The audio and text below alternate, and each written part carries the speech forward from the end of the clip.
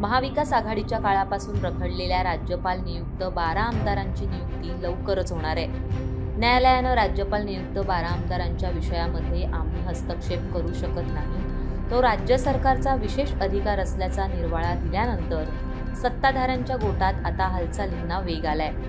महायुतीत 3 पक्ष असल्यानं 12 आमदारांसाठी 6, 3 आणि 3 असा फॉर्म्युला ठरल्याचं बोललं जातंय। भाजपा 6 तर शिंदे गट आणि दादा गटाला प्रत्येकी 3 आमदार विधान परिषदेवर पाठवता येणार आहेत। फॉर्म्युला ठरल्यानंतर आता युतीतल्या प्रत्येक पक्षातच आमदारकीसाठी चढाओढ सुरू झाली आहे। भाजप यावेळी विचारवंत, कलाकार, लेखक, कवी, पत्रकार यांना संधी देण्याच्या तयारीत आहे। तर शिंदे गटातही 3 जागांसाठी 30 जण इच्छुक असल्याचं बोललं जातंय।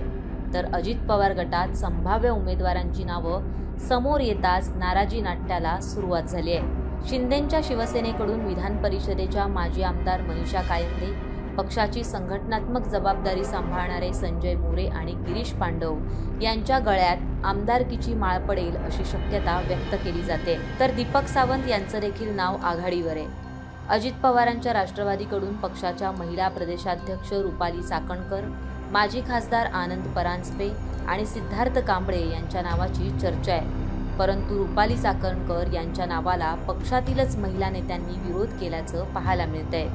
राष्ट्रवादी काँग्रेसच्या महिला कार्यकर्त्या रुपाली ठोंबरे यांनी एकाच बाईला किती पदं देणार अशा शब्दात नाराजी व्यक्त केली आहे। आगामी काळात राज्यात विधानसभेच्या निवडणुका होणार आहेत। अशातच 3 पक्ष एकत्र असल्यानं अनेक मतदारसंघात नाराजी ओढावण्याची शक्यता आहे।